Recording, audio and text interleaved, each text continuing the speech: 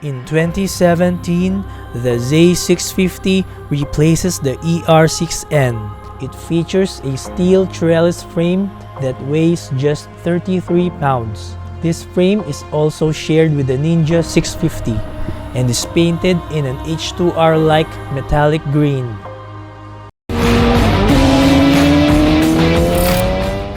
Hi guys!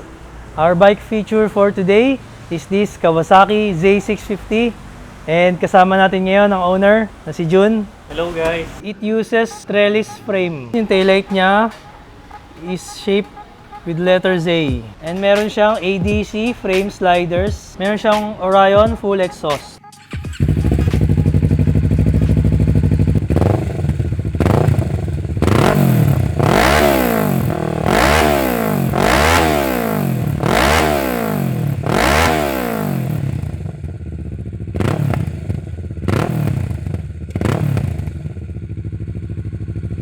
So guys, baba lang siya. Seat height niya is only 31 inches. Okay guys, ito na ang ating first impression, first ride ng Z650, Kawasaki Z650. Okay, baba ng seat height. Malambot din yung seat. Okay naka ano siya, naka Orion exhaust. Okay ito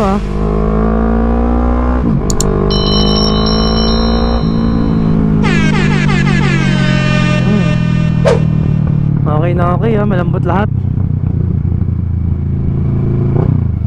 Tsaka hindi siya ganun ma-vibrate. Okay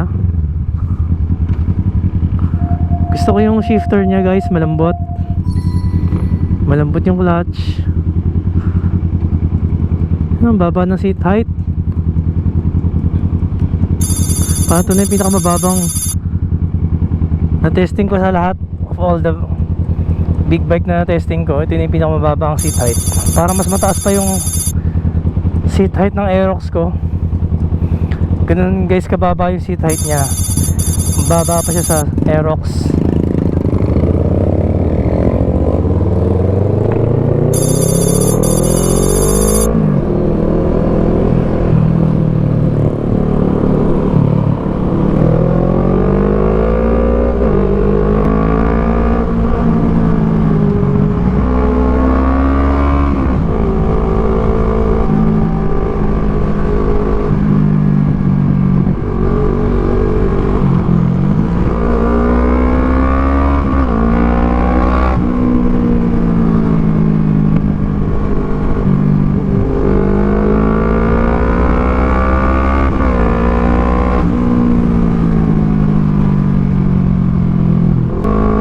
Meron nimble.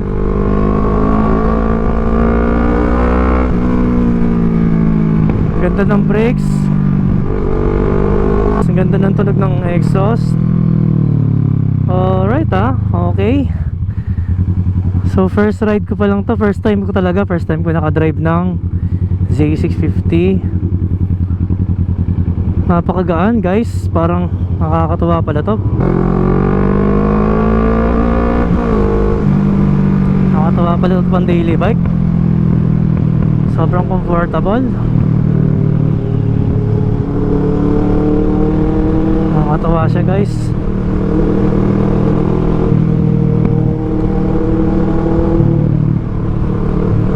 Yung power niya just enough for the streets.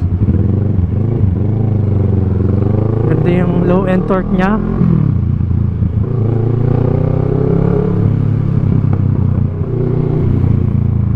Red line niya until 10,000 RPM. Kayang-kayang ubusin yung RPM nang hindi naman siya ma-vibrate. So this Z650 is a parallel twin cylinder. So 2 cylinder siya.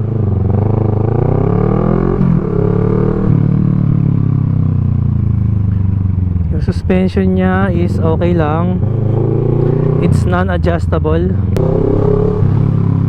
So medyo nagda-dive yung front niya, pero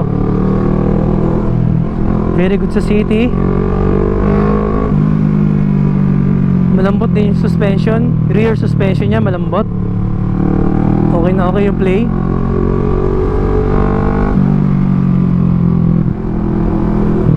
So, ang feeling ko dito parang ano, parang di ako naka big bike, parang ang nimble ng feeling eh, parang ako para lang ako naka 150cc eh, in terms of the weight. And pag binigyan mo siya, meron din siyang power. Binigyan mo siya.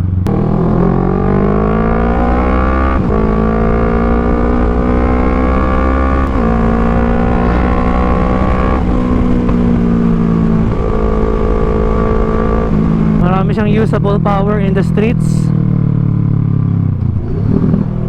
usable torque,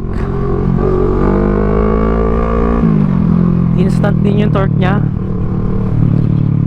So may nanalo na guys, meron nang nanalo for beginners, the big bike for beginners. Ito na guys.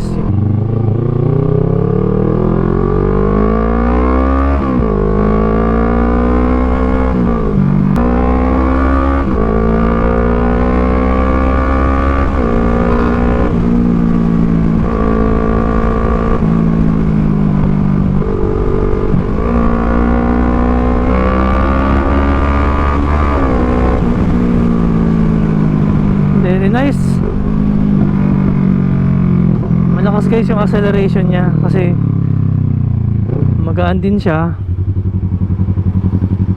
Dahil nga 2-cylinder siya, mas instant yung torque nya. Meron na tayong bagong bike for beginners. Ito na yung new recommended natin para sa mga beginners. Itong Kawasaki Z650. Very good. Very good siya for beginners. Makatalo no? Sorry.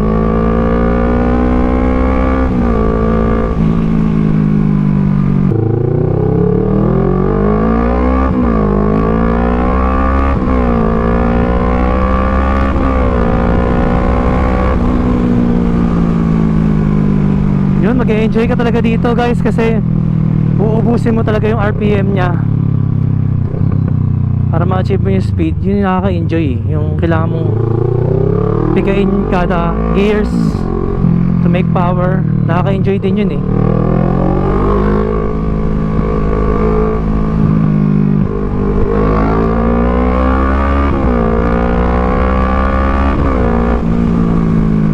And sa traffic, madali lang din sumingit-singit. Hindi ko na naman ina-expect na ganito. Nakaka-amaze. Wala siyang ka-effort gamitin. Mas mababa yung seat height nito guys compared sa CB650R. Kaya lang kung sound ang hanap mo, syempre 4-cylinder ka, magsi-CB ka. Pero kung hanap mo high fuel consumption, yung matipid sa gas, lower seat height, mas magaan. Pati sa seat height, mga 1 inch ang difference. So malaking bagay yun para sa mga shorter rider.